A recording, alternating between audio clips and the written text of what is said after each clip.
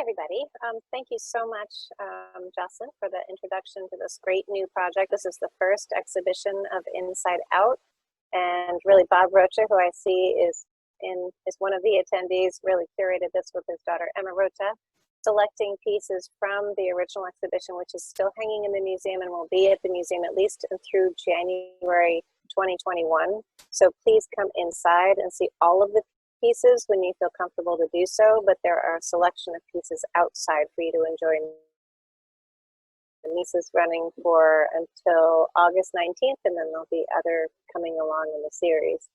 I want to thank Alyssa and her partners for bringing Bowseat to the New Bedford Railway Museum.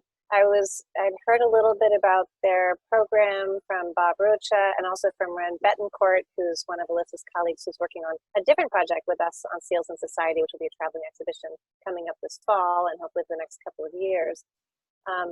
But then you get a lot of solicitations for different types of exhibits, and I remember looking to the place and just being floored by the quality and the passion of these young artists. So we are absolutely honored to have the work of these incredibly extraordinary, gifted, talented artists like Gwenan, who will be introduced by Alyssa momentarily. And please look at the website. There's tons more on their website.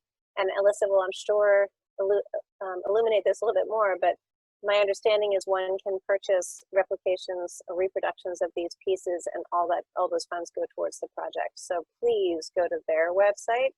Those funds do not come to the Whaling Museum, they go directly to Bowseat. Further, my chatting, which you don't want to hear me talk all night, Alyssa Irizarry is the Senior VP at Bowseat Ocean Awareness Programs, where she oversees the educational experience of the International Environmental Art Projects, organizes exhibitions, and builds partnerships to amplify collective impact for the ocean.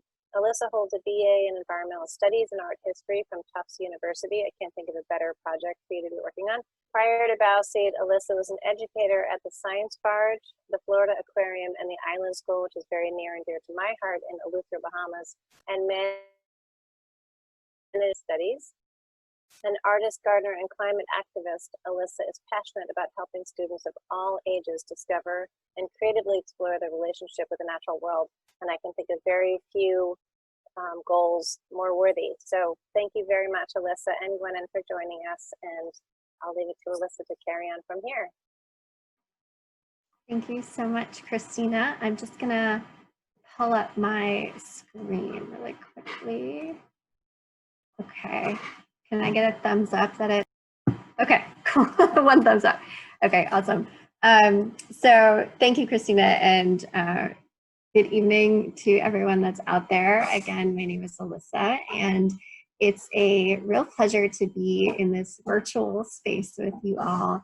So thank you for joining us. And as Christina mentioned, our exhibit, Youth Voices for the Ocean, was installed at the Whaling Museum actually weeks before the entire country and entire world shut down due to the coronavirus. So I'm happy to be able to give you a peek inside this exhibition, which you can go see now if you're comfortable, or as Christina said, through January 2021. But this exhibition showcases student artists from around the world who are creating work about the importance of marine ecosystems and raising awareness of the amazing places and wildlife that we share this blue planet with, all with the goal of inspiring action for their care and conservation. And I'm also very like Gwenan Walker, who is the Gold Award winner in art in Bowseat's 2019 Ocean Awareness Contest. And she will share the research and inspiration behind her award-winning work a bit later on in the hour. And was mentioned, we will leave time for questions at the end, and we would also love to hear what you think about the artwork that you see tonight. But first, I want to share more about Bowseat Ocean Awareness Programs, who we are, and the program behind all of the amazing artwork that you will see. So Bowseat Ocean Awareness Programs is a Massachusetts-based nonprofit and artist young people in ocean conservation and advocacy through the arts. And our programs are driven by asking, how do we connect more deeply with nature and learn about issues that are impacting our planet And how do we best communicate what is happening to our environment and bring communities together to care for our oceans? And we believe that creative expression is a really powerful tool that speaks to both of these questions. So for nearly a decade, Bowseat has been listening to youth share their concerns about the declining health of our oceans, as well as their ideas and fantasies and hopes for what a better and cleaner and safer world might look and feel like. And we work to uplift these voices by offering educational experiences that help students connect with the ocean, us to digital and physical spaces for young people to vividly imagine a sustainable future.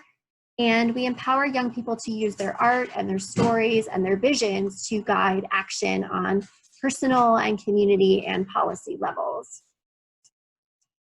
So Bowseat arose in 2011 out of a documentary called From the Bowseat, which was made by our founder and president, Linda Cabot, who is an artist and a sailor.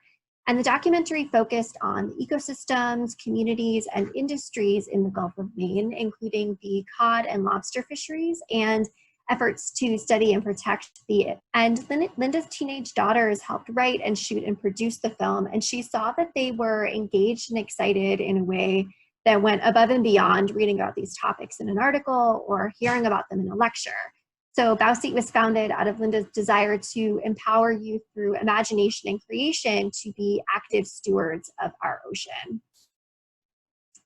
So Linda created the high school Ocean Awareness Essay Contest in 2011 as a teaching and learning tool to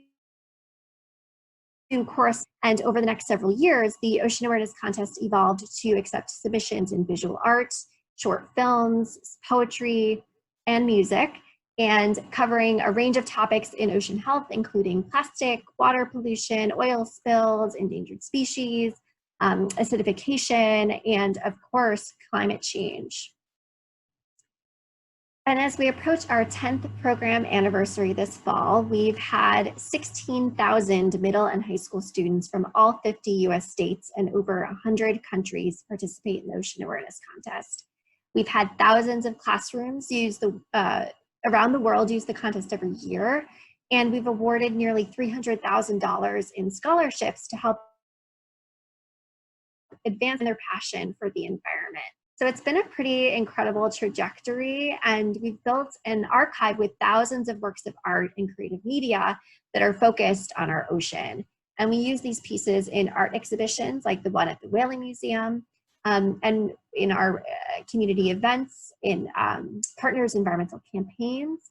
And all of this amplifies the young artist's message for conservation and care to larger and broader audiences. So if you like what you see and hear this evening, I encourage you to visit our website and online gallery where you can see even more visual arts, as well as read poetry and short story films and listen to songs from our global community of creators. And if you're a young person or a teacher that's watching this and you want to participate in the Ocean Awareness Contest yourself, the program runs from September through June every year, and you can find all of that information on our website, or you can stay in touch with us on social media. And I'd be happy to answer any questions that you have about this program later on in the hour.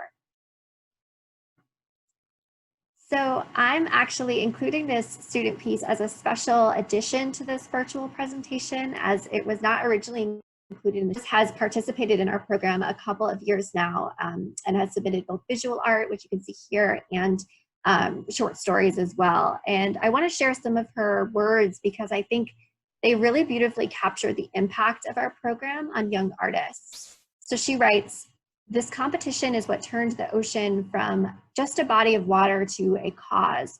However, I found that the Bowseat idea of art for advocacy is possibly more influential to me, as I can now see every pencil stroke as a protest, every word as a warning. From seeing contest winners and simply the gradual reevaluation of my own thought processes, I can now see how one piece can be a catalyst for change. We as humans view art through our own experience. We can sway minds and encourage what could be small flickers of discomfort into full fires of advocacy.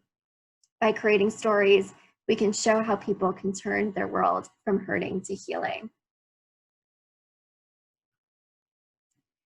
So when I was curating and picking pieces for this exhibit, which features the work of more than 50 of our visual artists, I wanted to show not only the breadth of issues and impacts on ocean health, but also celebrate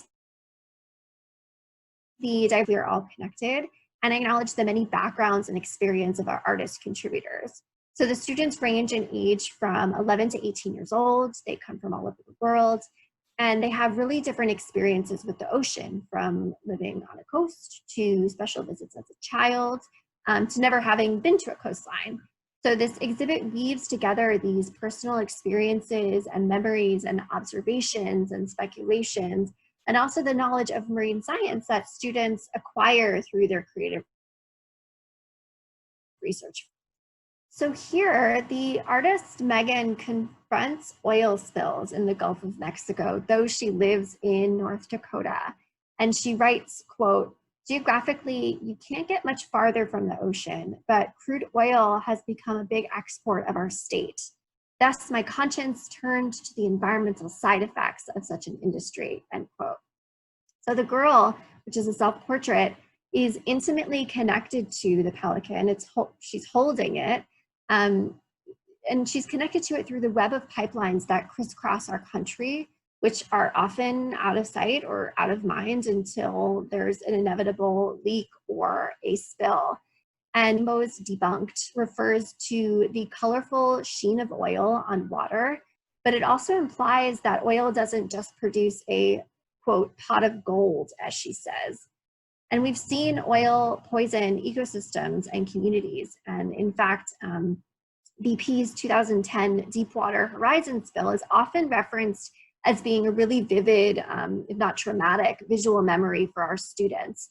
So the girl looks at us and she wonders, why are we doing this? Why are we knowingly harming the planet? Catherine, on the other hand, lives in Miami, which is among the nation's most vulnerable to sea level rise and rising temperatures driven by climate change. And unless drastic changes are made, Miami may likely be underwater within her lifetime. South Florida is also home to a living coral barrier reef, which extends over 200 miles along the state's southeast coast. And coral reefs are often referred to as the rainforests of the sea because of their great biodiversity. Coral reefs occupy only 0.1% of the area of the ocean, but they support 25% of all marine species on the planet. So as our coral reefs expand due to the rise in water temperature from climate change, Catherine's work asks us, what do we lose of ourselves when we lose these thousands of year-old reefs? And, you know, young people look at the state of the oceans, like plastic-choked shorelines and graveyards of coral and oil-soaked seabirds and island nations that are disappearing under rising waters, and they know that something is fundamentally wrong with what they see. And many students report learning about these issues for the first time, or exploring with them with new eyes through their creative process. And a lot of the works that we see are therefore exhibiting grief and anger, and really rightfully so. But that's not to say that they don't bring in humor or playfulness or whimsy into their work, which I will show you in the next few pieces here.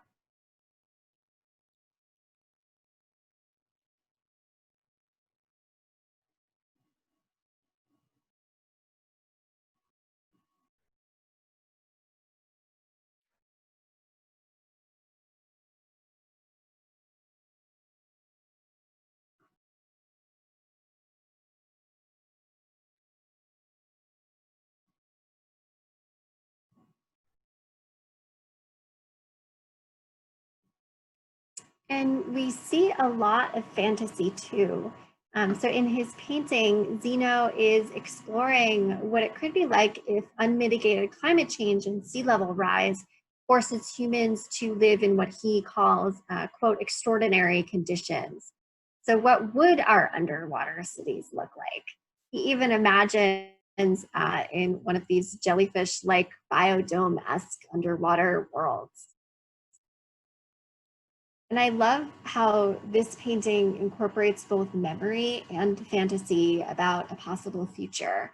The artist reflects on how, as a student, climate change was a topic that he had heard a lot about, but didn't know it affected him so directly until he did some more research. And he discovered that climate change causes rising sea levels that put cities at risk of flooding, including Mumbai, India, where a lot of his extended family lives. So after this real quote, I found myself imagining a future where my grandma's house was flooded, which formed the scene I painted.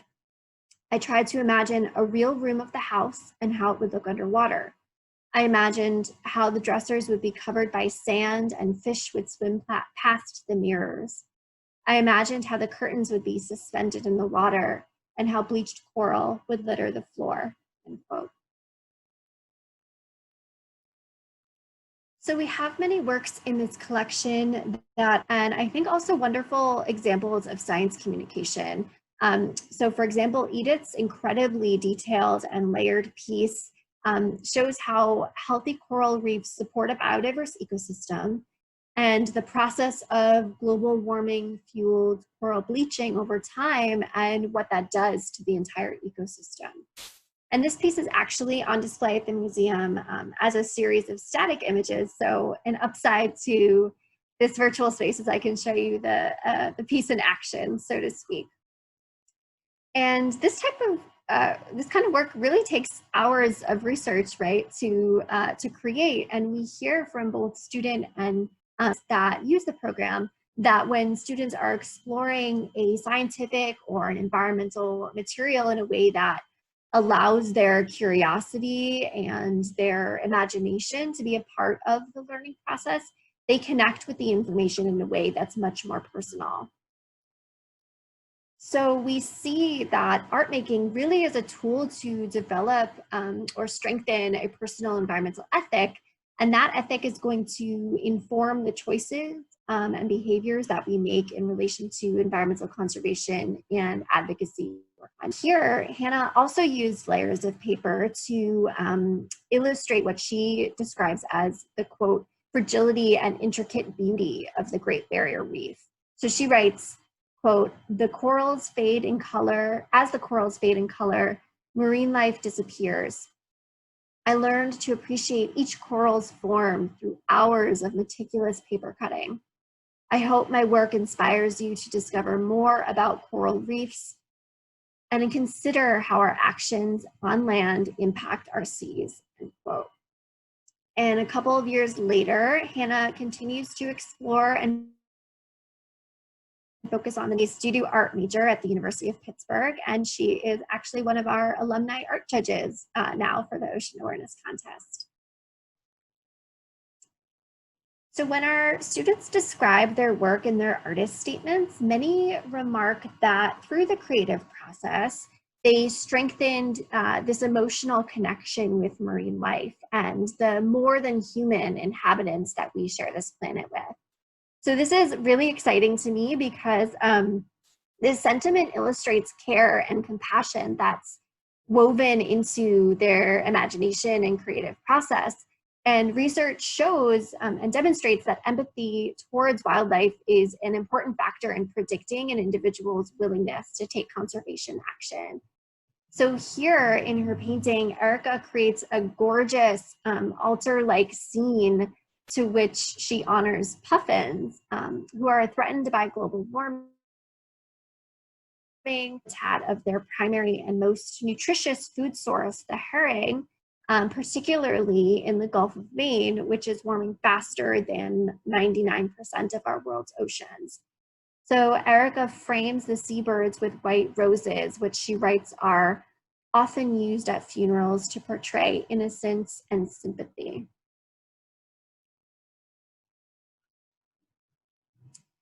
The artists also speak to their hope that their art will similarly impact viewers by opening their hearts to emotional experiences, which would shift the way that they see or relate to the natural world. So Brendan's digital art piece shows what he calls global warming in action, which is an Arctic with little sea ice to support wildlife. And he explains that his intention was not only to educate viewers about the impact of climate change on the Arctic, but also to connect viewers emotionally with how wildlife like the Arctic's top predator, the polar bear, are losing their home. So he's using the dark and muted blue tones to capture this somber mood, and he depicts the polar bear as a kind of bedraggled, having to swim longer and longer distances to find ice in the melting Arctic. So this young artist, Alyssa, draws attention to the impacts of climate change on marine life, much smaller in scale, but arguably some of the most important, which is plankton, which form the basis of the food chain and produce more than half of the oxygen that we humans breathe. And our plankton populations are increasingly threatened by ocean acidification, which is the process by which carbon dioxide gas in the atmosphere is absorbed by the ocean and reacts with seawater, reducing over an extended period of time and making it more acidic. So when the water is more acidic, there are less carbonate ions available, which are the building blocks for coral skeletons, for shellfish, and for plankton. And so that was your quick chemistry lesson for the day. But scientists have found that the shells of sea butterflies, which are depicted here in this painting, which are also known as pteropods, the scientists have found that their shells have begun dissolving in the Arctic because of the rising acidity in the water.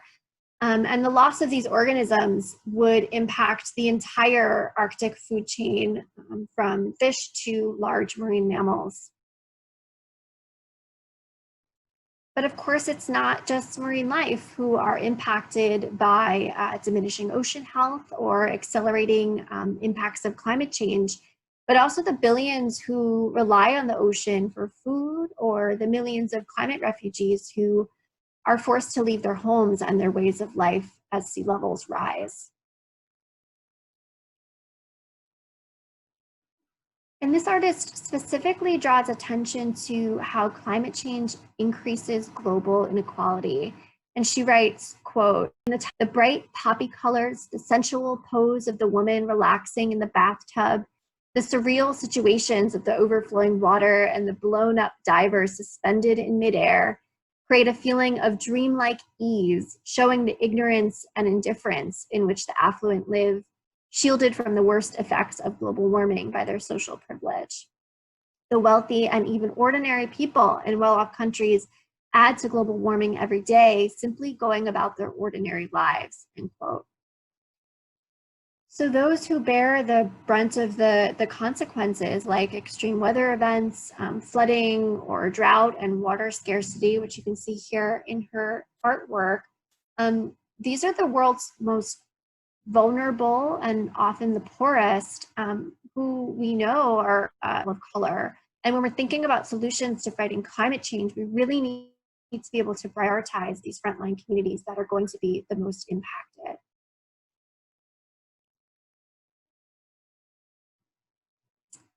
We are in an ongoing and evolving relationship to the ocean. And while we may not live near the ocean or even ever visit it, we are connected to it through the air that we breathe and the water that we drink.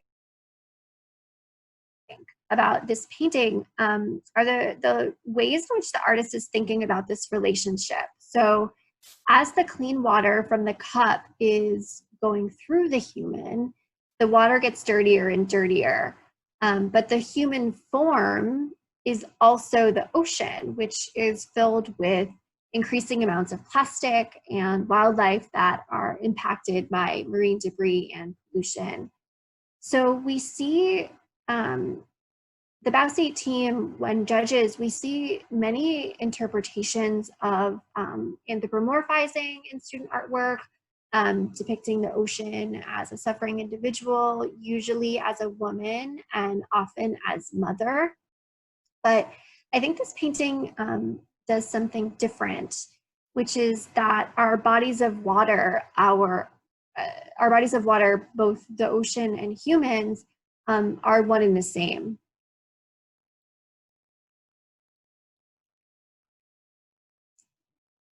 And for many participants, the contest is a stepping stone into a world of environmental action.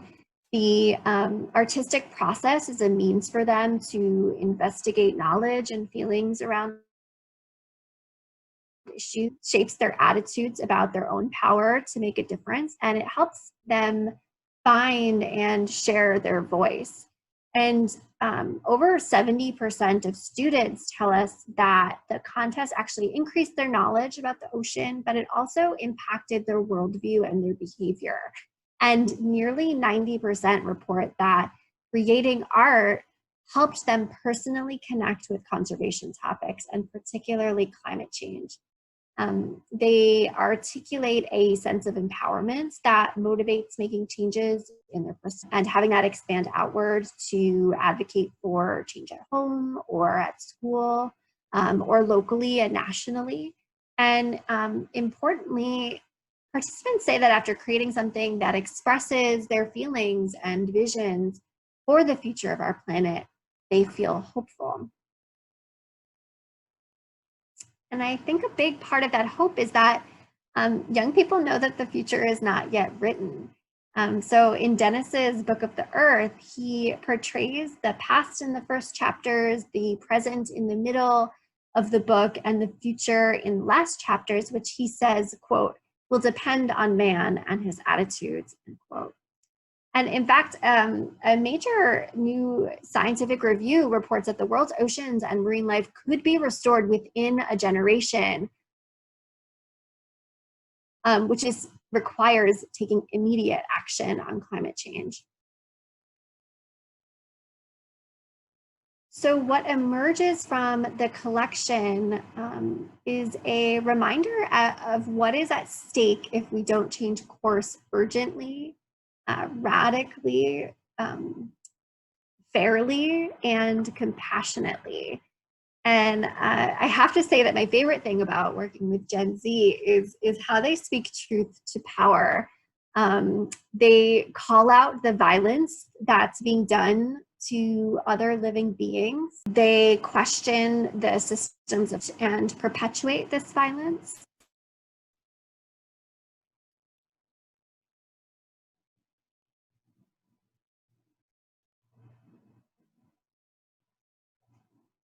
They demand that we really see it, and they ask us to consider our complicity and implore that we don't look away.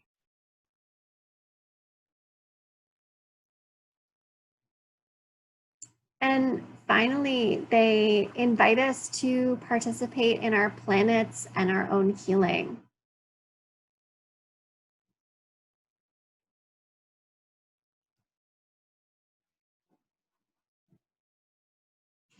So by connecting with these difficult subjects and by imagining and understanding other perspectives and by communicating with their hearts, the young are constructing and reinforcing narratives of care for the natural world and also for each other. And this piece just blew me away the first time that I saw it. It's about 4 feet long, the real piece, the actual piece. And it continues to blow me away, but you really have to look at the details. So starting at the bottom of the whale, let me go back. Starting at the bottom of the whale, Jennifer layers in nuclear power plants, oil spills, mass fish die-offs, all of this illustrating a damaged world. And she actually uses the vehicle, the whale as a vehicle of hope that is filled with motifs of her personal dreams that she hopes to aspire to in her lifetime. And the two children at the top of the whale illustrate her biggest dream, which is, and beyond the horizons of the mountains at the top of the piece is a planetary object that serves as both the moon and the sun. And in Jennifer's words, quote, "The moon symbolizes the dream to create a safer environment for the ocean and humanity. And the sun's rays portray a world resolved and healed from all of the harm. My piece inspires action. It illustrates the damage that is constantly polluting the oceans. However, it also portrays the ability and the power the next generation has in their hands to heal the world." Responding to their environmental reality, our students have only known a warming world and increasing environmental crises around the world. Yet overwhelmingly, they are demonstrating both their ability to imagine and courage to demand the alternate stories and ways of life that will guide us through the rapid and far-reaching transitions in all aspects of society that we know are critical to ensuring a climate-safe future.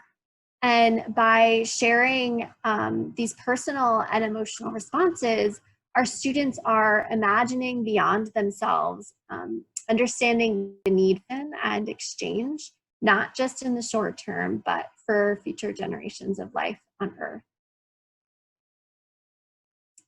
So I want to transition now to the work of our very special guest, Gwenan Walker, who earned a gold award in art in our 2019 Ocean Awareness Contest. And the 2019 program theme was Presence of Future, which asked students to create a piece about a coastal or marine species that will be threatened, altered, or lost due to climate change. So Gwenan is currently a rising sophomore at the University of Southern California, studying biological sciences, marine biology, and animation. And in addition to her bow seat honor, she has won awards in several regional and national art competitions, such as the Scholastic Arts Competition, I Create, and Teen Visions. And she was also a recipient of the Connecticut Association of Schools Fine Arts Scholar Award last year.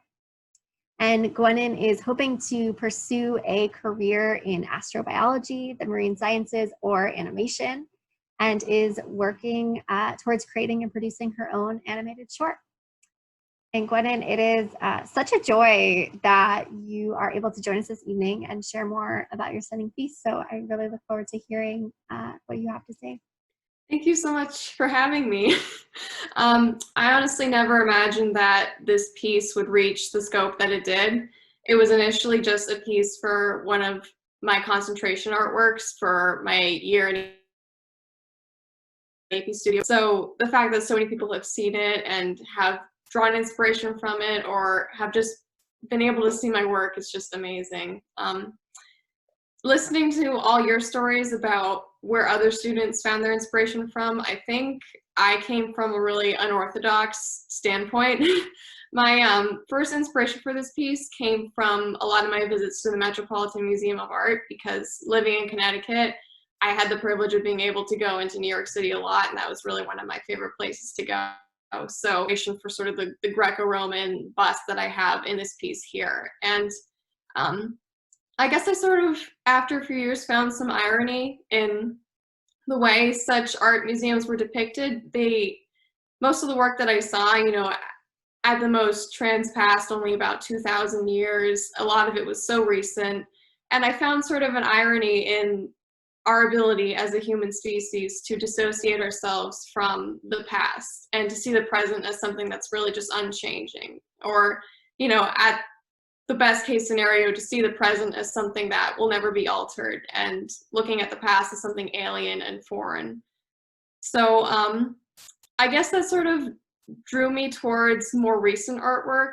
I think this was research for another one of my pieces for that year in school. I was looking at the work of Ernst Haeckel, who was a German zoologist and illustrator in the 19th century. And he did a lot of scientific drawings with marine life in them, typically like coral, some microorganisms. And he, despite only living less than 200 years ago, discovered thousands of species. And I saw an even greater irony in that, in the fact that, you know, the human race has only had such a short time to fully appreciate these creatures and the ocean especially.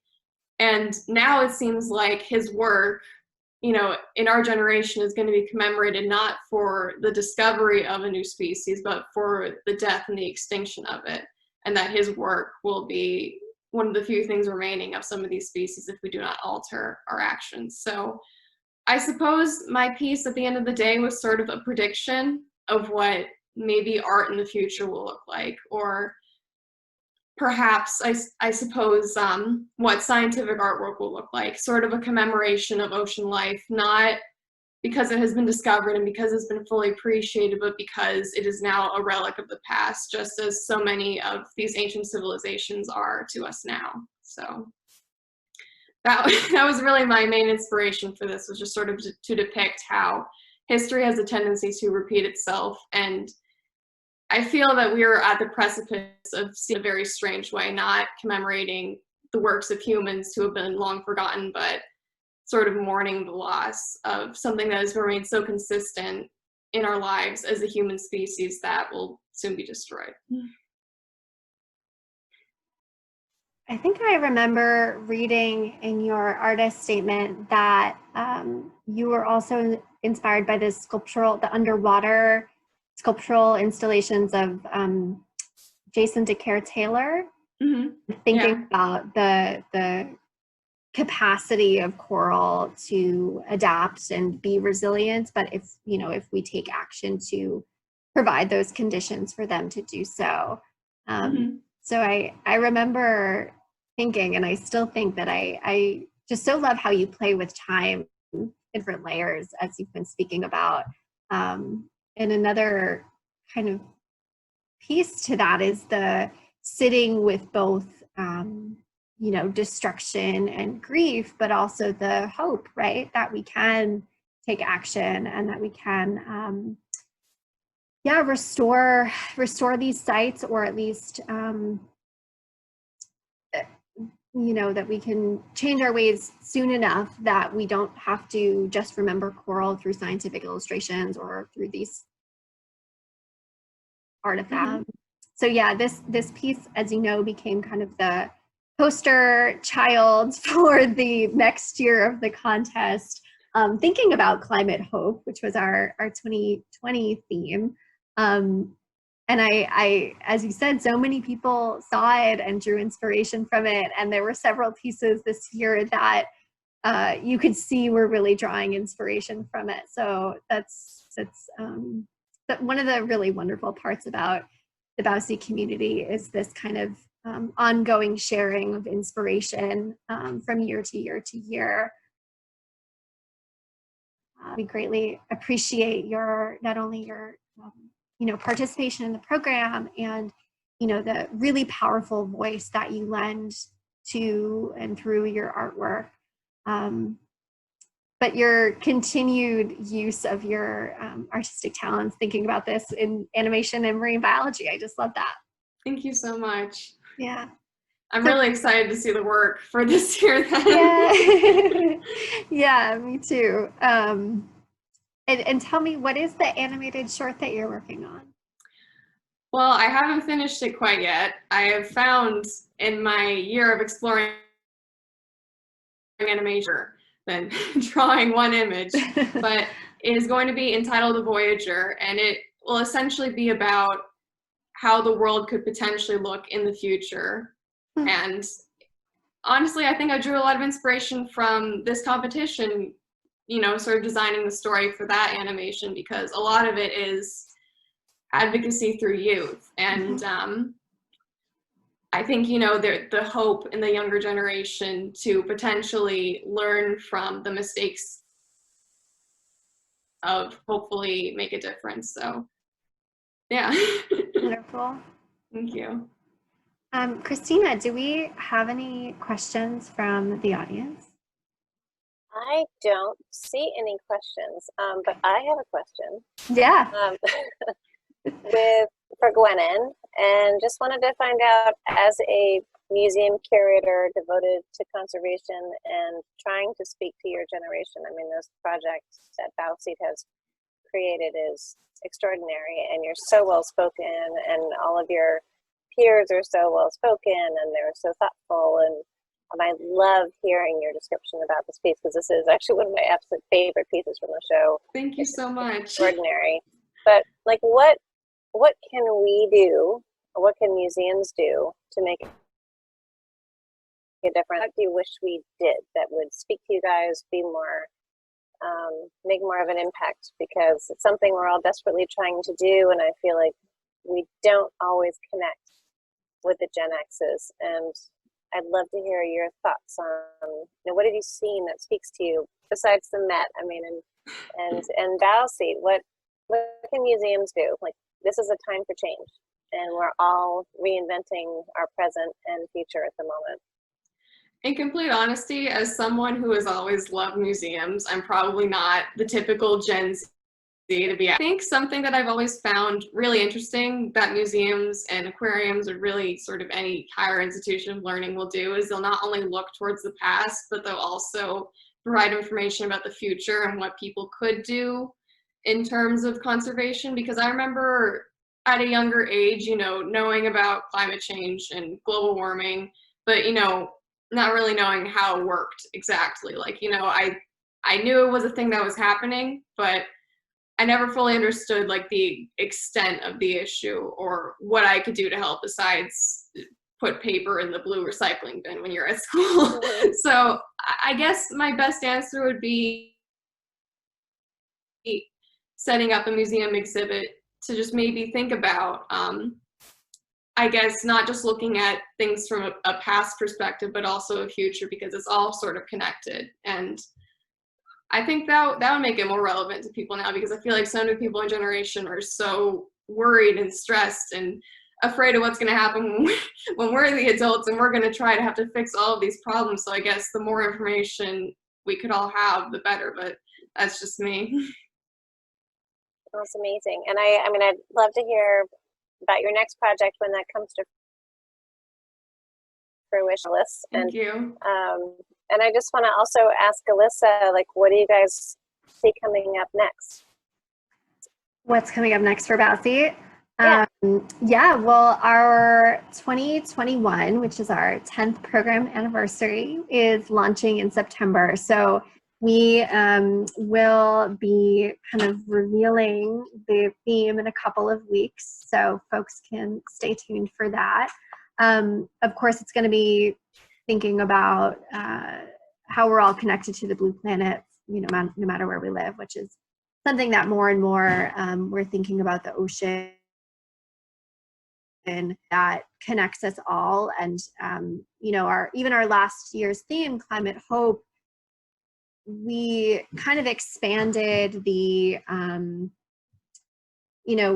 you could do a piece specifically about the ocean, but you could also think about how renewable energy sources on land, or regenerative agriculture, or a zero waste lifestyle, like how all of these things that aren't immediately ocean forward still benefit the ocean when we think about slowing climate change, because pretty much everything that we can do to stop climate change will benefit our ocean ecosystem. So what's coming up for us is the launch of our 2021 contest. We also have a campaign running right now called Voteless, Not Voiceless, for students who are under the age of 18 to speak up about what environmental issues they are thinking about as we go into the election season, and why using their voices to inspire voters to cast their ballots on behalf of climate leadership up and down the ballot. So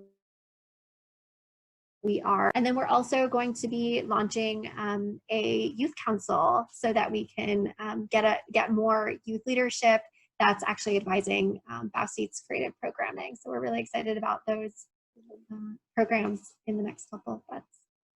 Oh, that's great. It was such a fantastic project, such a wonderful organization. We can't thank you enough for participating. Oh, and I do see a question from Bob Rocha. Gwenan, how many iterations of this piece did you do before you were satisfied with the finished product? Ooh, that's a good question. Well, I started out with the left side of the piece, environmentalism. So I knew from the beginning, I cannot mess this up or I'm going to go crazy. So it was, I did it, most of the second half was inspired by a lot of the sketches I did while I was at the Met. So I guess you could say those were sort of like a couple of rough drafts. And then I started out this one and I messed it up really early on, thankfully. So I only had to restart once. And that's very rare for me. Well, how big is the original? I believe it's 18 by 24. Wow, and the detail is just unbelievable. And Thank I you. love your explanation of it. It just makes it's poignant and relevant and important, and I just love your work. I think it's fabulous. Thank you so much. Well, if there are no other questions, oh, let's see. There's one more. Alyssa, do you continue to be surprised by the level of excellence of the work that comes in each year? From Bob Yes. Yes. And I was thinking about this the other day, because our judges remark on that too. I mean, we have judges that have been for the 10 years, or going into the 10 years since the, start of the program. And they say too, I mean, just like year after year after year, it's yes, the program has expanded, so we get greater diversity of voices, but just the quality of work continues to blow our mind. And I see all the pieces that come in kind of across all of the categories. So the poetry and the writing and the music, and multimedia. So it was websites and app design and games and some kind of sculptural installations. And I was just that was a new category for us. We weren't sure what to expect. And I was just totally blown away by the types of projects that we were receiving, and the ways in which students were interpreting the theme, which, we leave relatively flexible so that it allows for students to really go in a lot of different directions and explore a lot of different things. But yeah, the quality of the work, and it's kind of a snapshot over the years. So you really kind of can see that. But yeah, I'm excited for the 2020 winners announcement this year. Of course, it's like you can't have like a favorite, right? You know what I mean?